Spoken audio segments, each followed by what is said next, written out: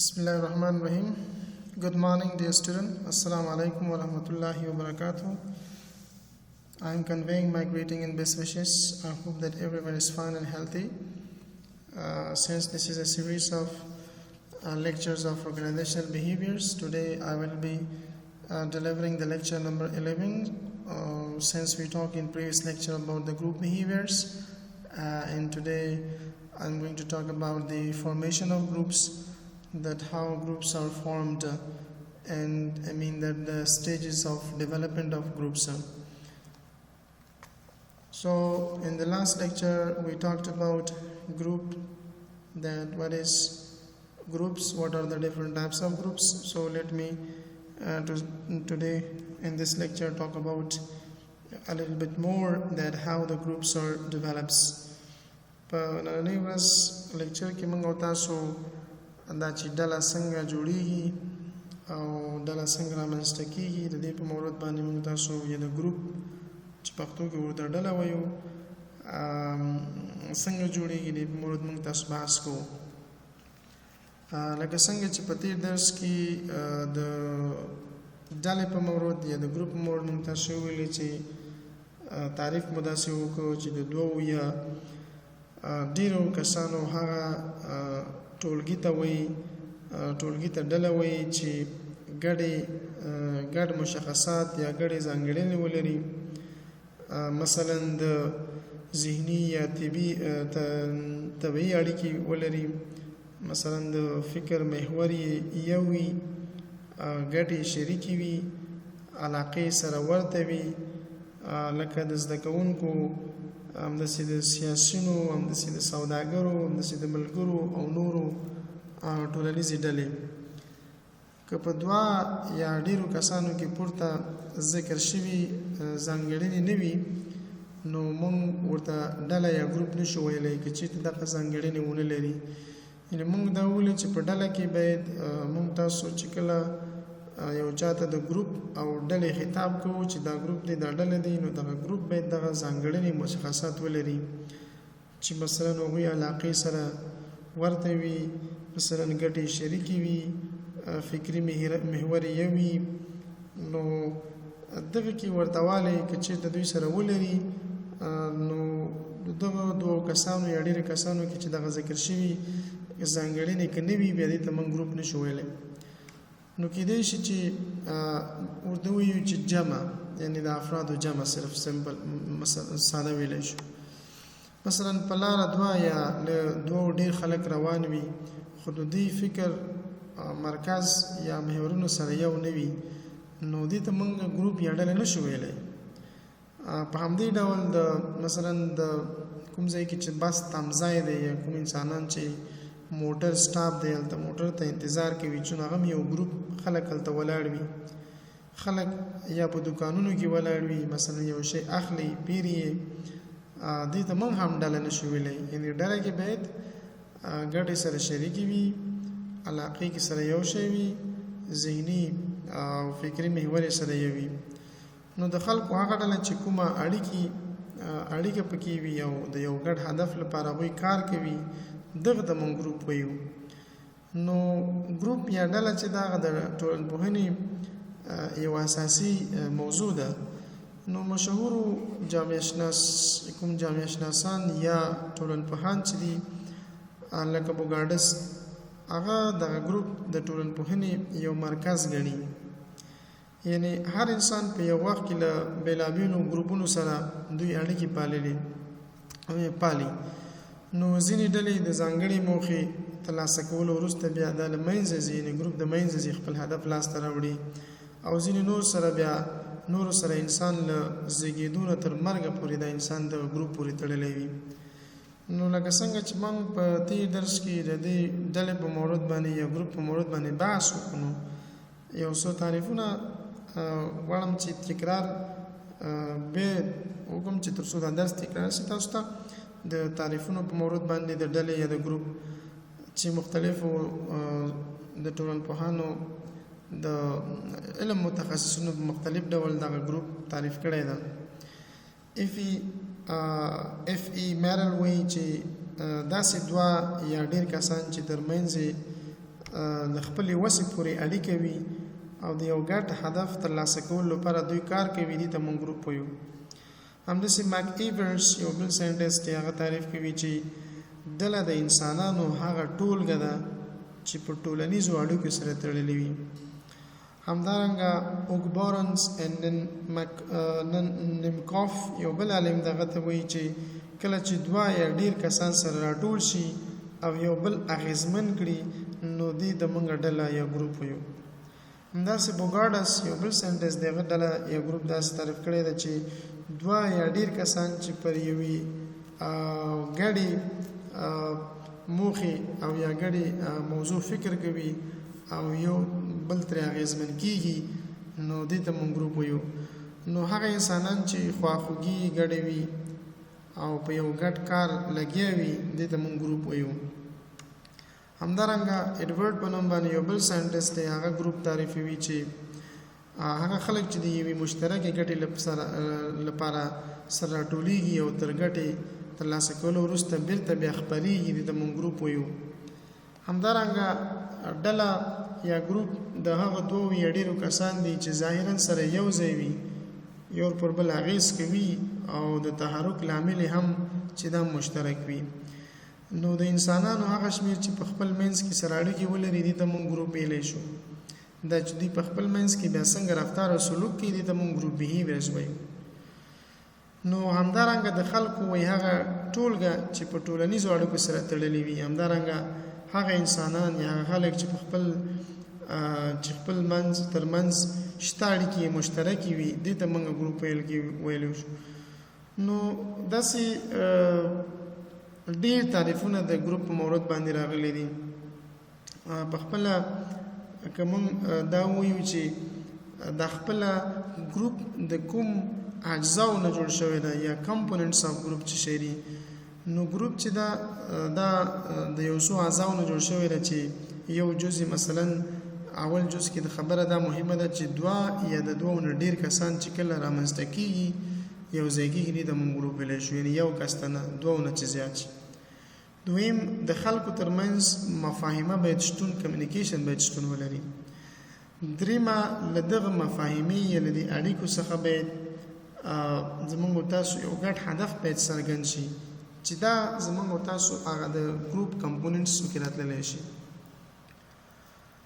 نو دغه وایو چې دا ګروپ ولې جوړیږي، why groups are formed یا why people join the groups، دې موضوع باندې موږ تاسو د لیکچر کې بحث کړو.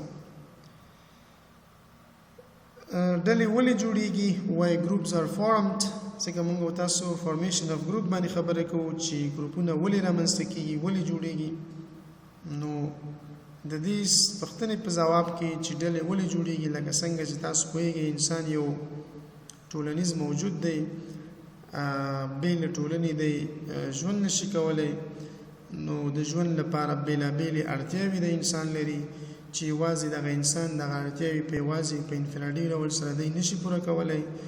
نو د ژوند لپاره خوړو، لباس، کور او داسې نورو شیانو ته اړتیا لري. نو دغه ټولې اړتیاوې چې دي طبعا کورنۍ پوره کوي چې موږ یې ګروپ بللی شو، ځکه په کورنۍ کې یو نه زیات انسانان ژوند کوي، نو موږ هغه ګروپ دی چې موږ تاسو دغه ضرورتونه هلته پوره کېږي. نو د عمر په تېرېدو دغه اړتیاوې بیا انسان ته زیاتېږي تر دې چې بیا کورنۍ هغه هم نشي پوره کولی. د دې لپاره بیا له کورنۍ څخه انسان د باندې نورو ډلې سره، نورو ګروپونو سره اړیکې جوړوي، مثلا واده کوي او بیا د فرد په خپله یو بل نوي کورنۍ رامنځته کوي چې بیا د هرې ډلې غړیتوب بیا خپله ګټه لري. مثلا سیاسي ډلو کې غړیتوب دا ګټه لري چې شخص پکې یو موقف ترلاسه کولی شي او خپل فکر عملي کړي. ځینې خلک بیا اقتصادي ګروپونه جوړوي چې د دې برخې فاعلین سره اړیکې بیا پیدا کړي. همدارنګه مذهبي ډلې یا مذهبي ګروپونه بیا د تبلیغ کولو او د شرعي احکامو د نافذولو لپاره رامنځته کېږي. همدارنګه حکومتي ادارې ولس ته خدمت کوي.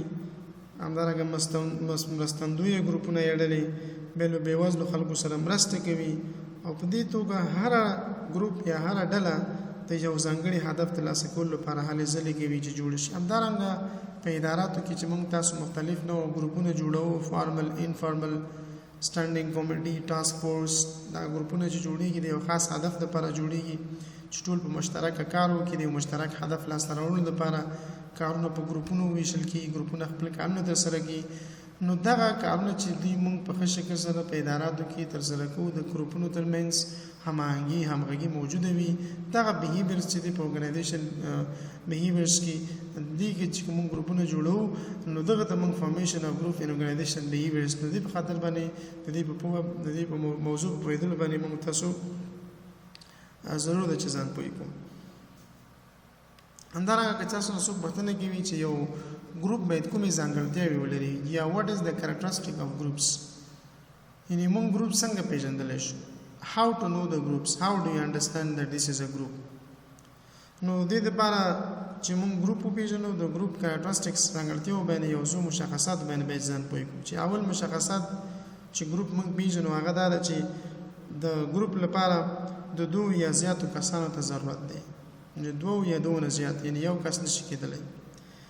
دویمه مشخصات یا ځانګړنه دا ده چې د زیاتو لپاره حد نه دی ټاکل شوی چې باید په ګروپ کې څومره زیات کسان وي، حد نه دی ټاکل شوی، او هر ډله د خپل پلان له مخې ټاکي چې باید په ګروپ کې څو کسان وي.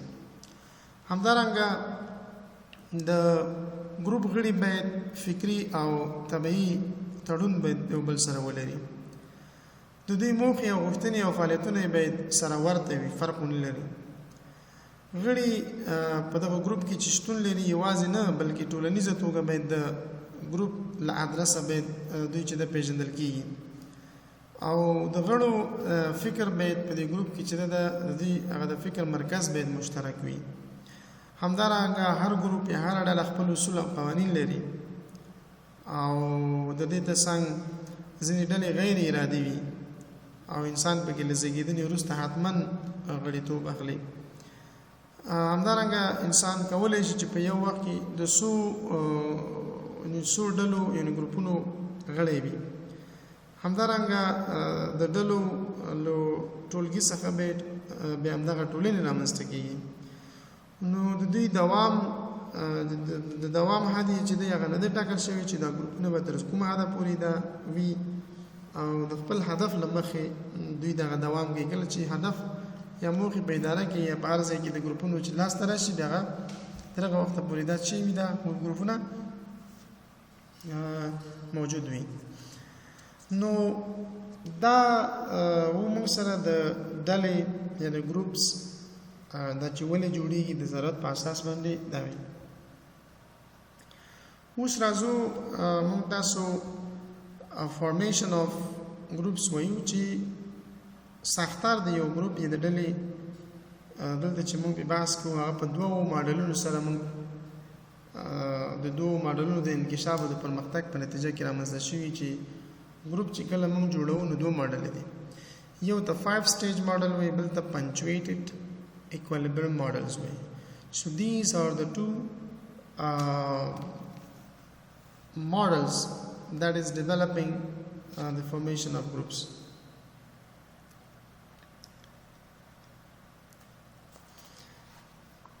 اوس راځو وایو چې فارمیشن اف ګروپ کې 5 سټیج ماډل اول کوم ماډل دی؟ دلته صرف عمومي یو عکس دی، د عکس چې موږ راوړی ده سټیج اف ډیولپینګ، څنګه چې موږ ګروپ جوړوو هغه د څو مرحلو نه تېرېږي، بالاخره یو ګروپ رامنځته کېږي. دې ته موږ سټیج اف ګروپ ډیولپمنټس وایي. Now this is the general picture, the stages in the process that how the group is formed. So stage number 1 is forming, stage number 2 is storming, stage number 3 is norming, stage number 4 is performing, and stage number 5 is adjourning. Now each and individual we will discuss about it, that what each stage means and what picture does it depict to us, and how the groups are developed in the organizations, what procedure has been taken for the completion of the 5 stages of group developments. So each stage is having its own concept and meanings. When one stage is completed, then the second stage it will goes, the third and fourth and fifth, which is the final stage. So after the accomplishment of the completion of stage number 5, then group will be formed. Now again I have to say that the group formation will take place in 2 forms: 5-stage model, punctuated equilibrium model. So these are the 2 models through which, after the completion of these 2 models, each model is completed, then group is formed. Either that is 5-stage model, either that is punctuated equilibrium models. So this is at the end of these 2 stages of completion, a group will be formed.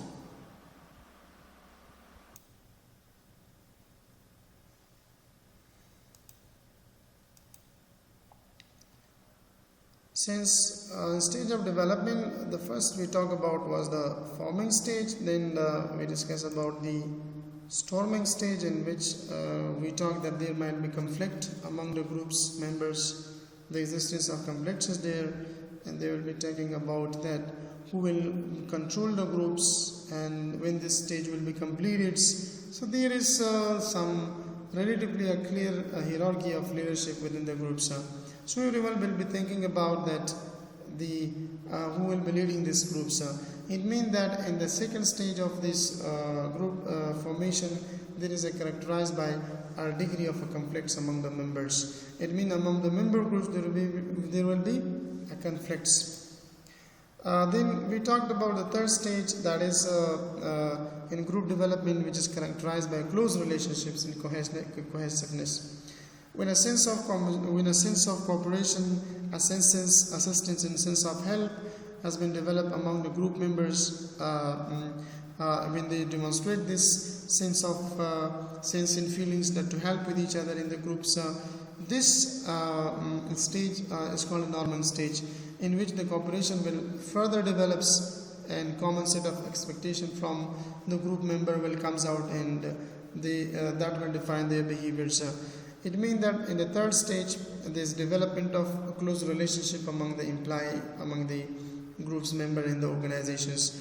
So this closeness and cohesiveness with each other is giving us a signal of that every individual has developed a sense of cooperations.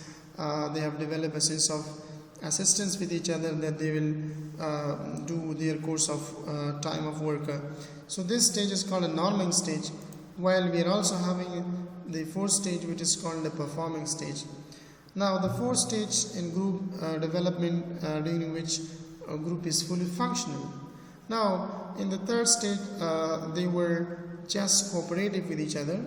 Now the cooperation is leading to another development, which the think of individual in groups will convert to perform the things and to show the reality what they has been made with themselves as a planning.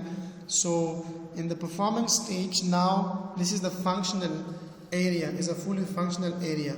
It means that after the cooperation with each other, when that sense is developed, then they will go to the fourth stage. In fourth stage, then each group is fully functional. Each group member will fully functional, will functions in with a sense of cooperation with each other, will achieve their goals that has been determined. So the group structure become fully functional, and group energy moves from getting to know and understand each other to performing a task at hand. So for permanent work groups, performing is the last stage of their development. However, for temporary communities or committees, task force or other similar groups that have a limited task to perform, there is a adjourning stage, which is the fifth stage of group formation developments. So the fourth is a performing stage. It means that every group member is now fully active and energetics to functions and do the practical, give a practical shift to what has been formulated. So after this, performing stage, that every individual is giving their own task. So according to the task that has been assigned and given to them, according to their responsibility and duty that has been determined to them, everyone in this stage is performing their own task what has been given to them. So it means that member of this group, each one is fully functional to do their task and achieve the organizational effectiveness goals or individual goals as well. But for some permanent groups forming, which is the last stage of their development, however, there might be some temporary communities that has been formed for specific task and specific activity. When that temporary committee that has been formed just achieve their goals by performing a specific task, then that group will dissolve. So after that we are having the fifth stage that makes the group formations and group development is called the adjourning stage.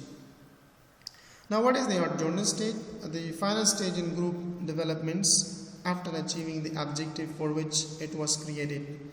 So it starts gradually dissolve itself, or in this stage the group prepare for its disbandment, where high task performance is no longer the group's priority.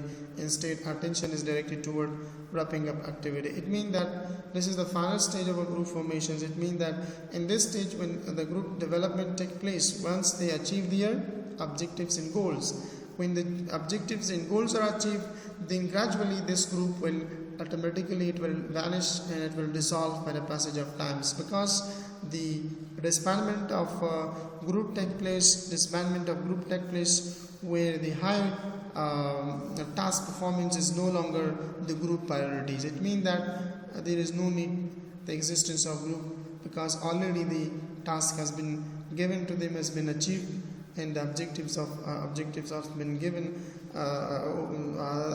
Objective that has been set are also been achieved. So it means that this is where the achievement, the final stage where the goals and objectives are achieved, then this group which has been formed will automatically dissolve, and gradually automatically it will dissolve. So this is the final stage of group formations. Now how the group formation take place? The first stage is forming, after that is storming, third is norming, fifth is performing, and fourth is performing, and fifth is adjourning.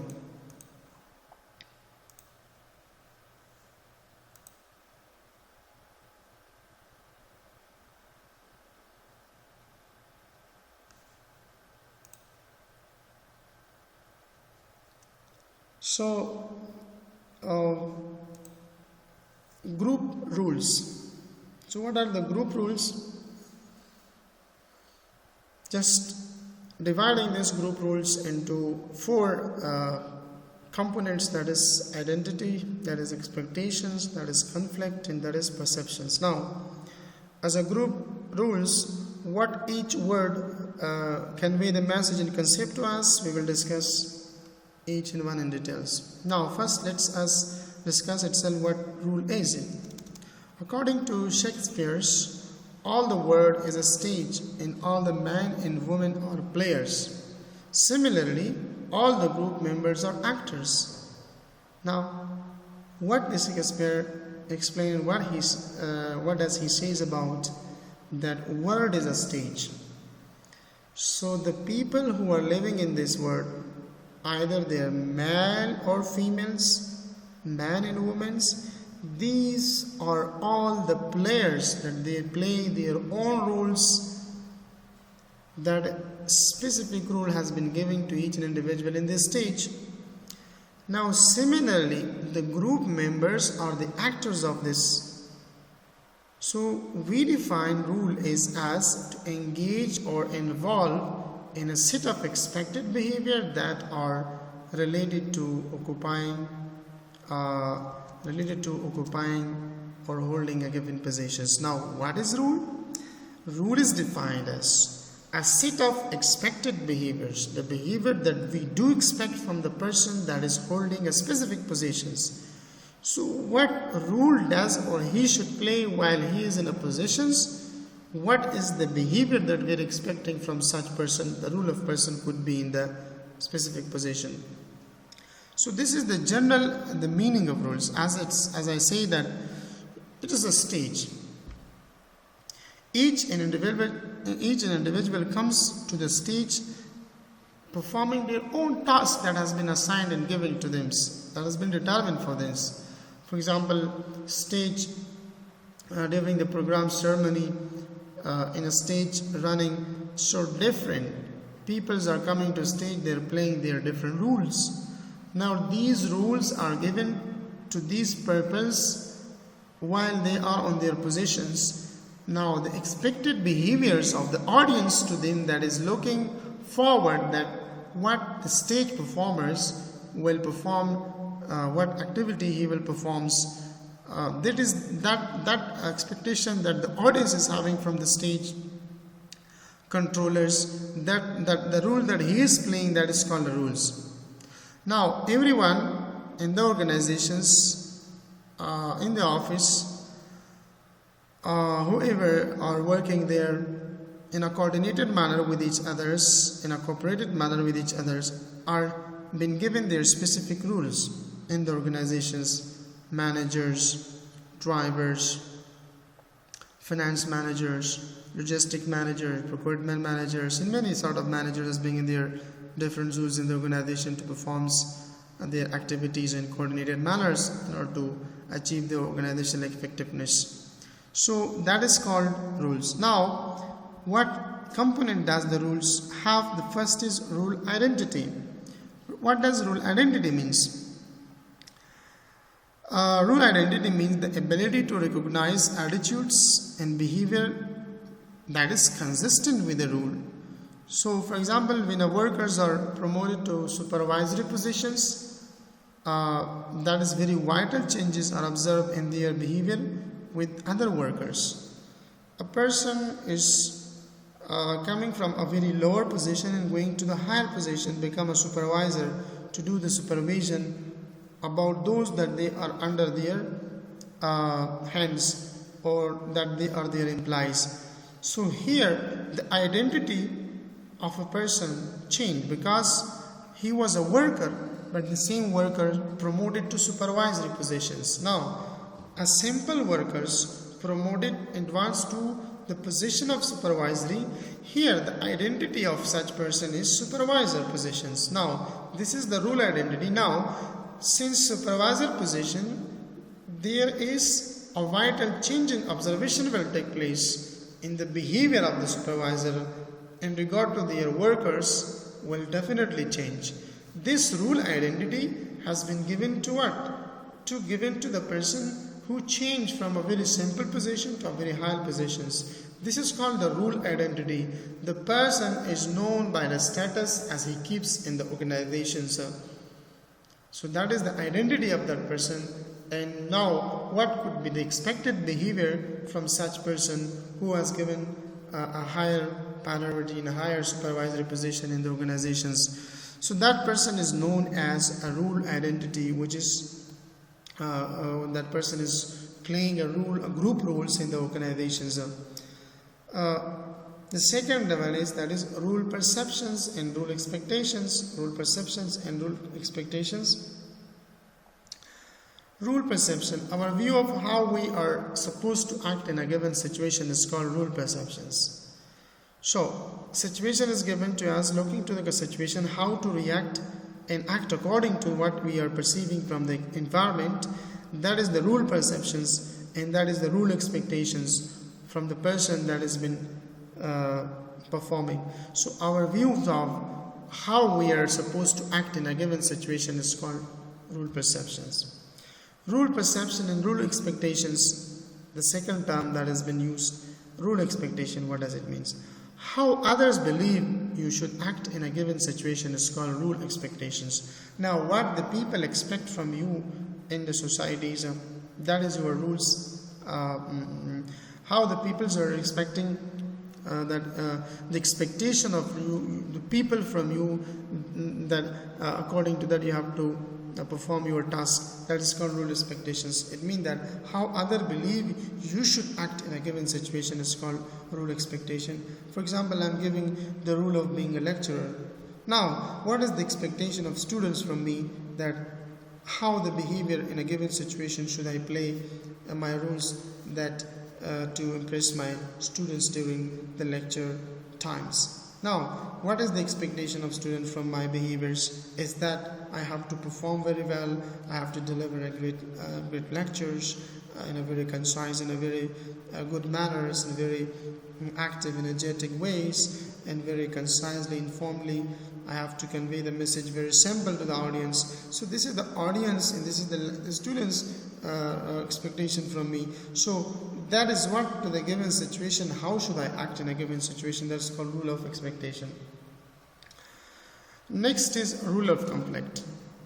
So many are working in the organizations with different thoughts and feelings and believing in the organization in a discriminated manners. They are having a lot of variants, that means variety of diversities are there in organizations. So the concept and idea, the wishes and the expectation of each other are different from each other. So there will what arise in the organizational conflicts. So conflict arise when there is something against me, so I may show conflict about that in the organizations. So a rule conflict, what does it mean?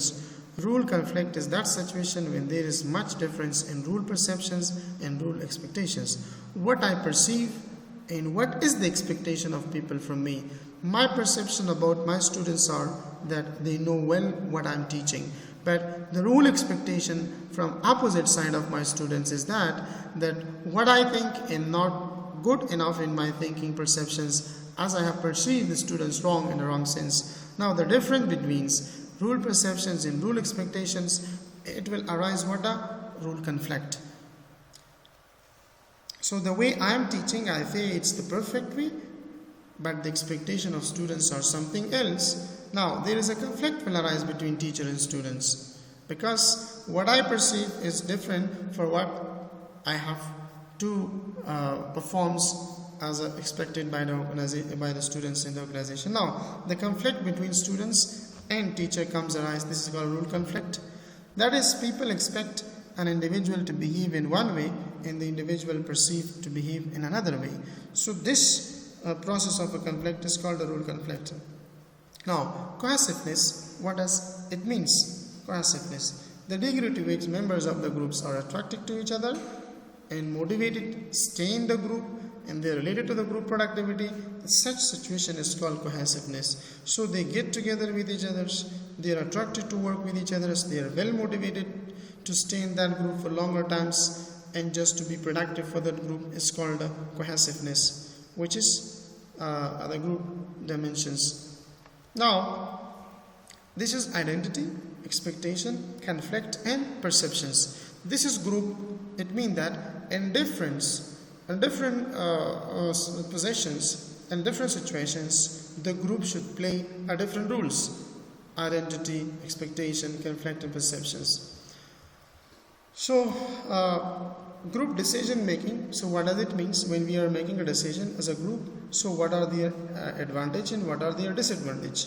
So other advantage of group decision making, there is more diversity of views. For example, we're deciding about a very important issue that is running in the organizations. We have to decide about that. So we get together as a group and we hear and exchange the views of each other's, that is diverse and different with each other's. So as a group we can hear diverse views and idea concept from each other, so that as a group we can perceive this. When there is advantage, at the same time many things will come up from the minds of persons. If there is one person, there is one thought, there is one idea. If there is two persons, there is two thoughts, two ideas. If there is three, so there is what? This is the advantage of group decision makings. It increases information, so exchange of information with each other by different group members, and that the information will increase among each others. And there is higher quality decisions. When we are taking decisions, since informations are increased, diverse views are there, so the quality of the decision that we are taking might be very higher because of multiple information that has been shared about specific positions and problem or anything that has been set to decide about that issue. Improve commitment, so everyone will show their commitment as well as increase acceptance because views have been exchanged, so finally they will accept and will come to a unified decisions that comes in as a group decision. While disadvantage of group decision is what? It's a dominant individuals. It's unclear responsibilities. So in a groups, so everyone is just exchanging their view. Now the responsibility is unclear. Who is responsible for the task to do? Because each and every individual is involved in it. Time and money cost. Have to spend more time, have to spend more money as a group decision. As conformity pressures will comes there. So the group decision making process does have also advantage as well as the same time disadvantage. So group decision making advantage. What are the advantage? More people consider an issue from different angles and different aspects.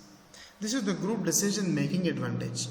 As the number of people is increased, more views and idea result in increased informations. Higher quality decision only can be made when there is sufficient and enough information is available, which is only possible with a group. And fourth, whenever subordinates participate in decision making and give their viewpoints, then they consider it as an honor for themselves and they try their best to bring success for such decision. The reason is that they want to maintain this honor for them in the eyes of the management. The fifth advantage of group decision making, when subordinates are involved, then this is not management decision, but it is a group decision. Therefore, they will accept whatever is decided. So this is the advantage of a group decision makings, these five.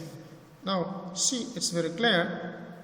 You can understand it very well by just reading these few fifth lines. You will understand the advantage of group behaviors. While at the same times there are some disadvantages as well, which is group decision making disadvantage. Does it have an advantage as well? At the same time, it does have a disadvantage as well. Some individual may be more talkative and won't let others to share and declare their views in decision making. This is one disadvantage. In the group, one may be the dominant persons, do not let the others to view their to share their views. So this is one disadvantage. Second is unclear responsibility. As the group makes decision as a whole, so in case of decision failure, everyone will avoid the responsibility and will blame others. Because responsibility is not in the shoulder of one person's, it was a collective decisions that has been taken. If the result and consequence of the decision that they have been taken organization among the groups are in a wrong, is proved wrong, so then nobody will take the responsibility because it's unclear it was a group decision. Time and money cost. If one manager make decision, he or she will think for a while and consequently will find any solution. But when a group make decision, all group members have to come together and they have to leave their productive activities. Therefore, it is time and money consumes. They are leaving their activities, they are coming to join the groups, and they have to decide on a few issues. So the time will be wasted as well as the money cost. Conformity pressures. Seniors will try to pressurize the juniors to accept whatever their idea is. Everyone will try to impose his or her idea on the other using power such as relationship, referent power, expert power and something. So this conformity pressures is taking place is among in the group members. So this could be a disadvantage of group decision making. So group decision making, group thinks and group shift. There are two terms that is used in group decision making. One is group think, another is group shift. So what does group think, or what are the indicator or symptom of group thinks? So group members, when making a decision, ask for the agreement of all group members. Some individual in the group who have difference of opinions remain silent. They keep quiet in order to avoid any conflict among group members. Their silence is considered as yes, although their silence means as no. So in groupthink, sometimes minority become victim of majority in decision making. So this is indicator of a groupthink. So minority will be affected by the majority in a groups. Some of the employees or some of the group members will keep silence, and the other will consider their silence that they are agreed. So that agree means that silence means no. So this is what we call the symptoms of a group things while in decision making process. So the second is that is group shift. When a manager makes any decision individually, then he is very careful and avoid all risk, because in case of failure he will be solely responsible for his actions. But when the same manager is the member of some group, then he is making more risky decisions. It means when a manager makes any decision individually, then he is very careful and he is avoiding all risk because he is individually thinking. In case of failure, he will be then responsible for what decision has been taken by the manager individually. But if the same manager is taking decision in a group, so the same manager will take a lot of risky decisions, because the decision is not referring to an individual person's, it's a group person. It will goes to groups. The reason that in case of failures, no single individual could be made responsible in group decision making. So thus in group decision making, the position of manager shifts. The position of manager shift from normal decision to more risky decision. That is called group shift. So the manager who is taking the decision individually is very careful. He is always avoiding the risk while taking the decision, because he is the only person, if the thing goes wrong, so the individual manager will be responsible.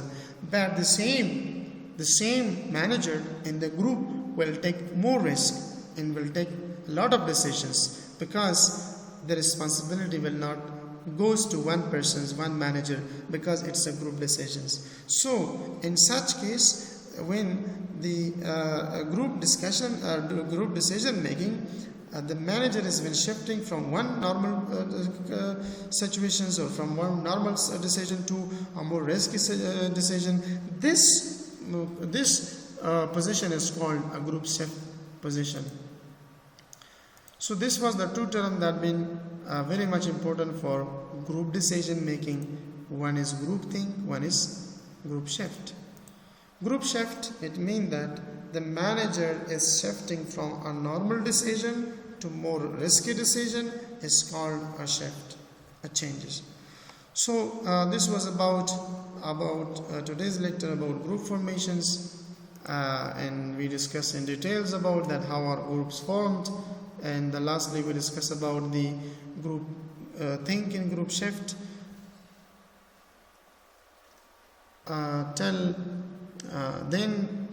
Just when I'm just coming with a lecture number 12. So thank you for your passion and attentions. If you have got any sort of questions and problem, let me understand it. Let me understand soon, that I could help you on the spot or later on. So thank you for your time. Thank you for your attentions. May you all be protected from all kind of problems. Allah Hafiz. Wish you all the best. See you with next lectures. Thank you.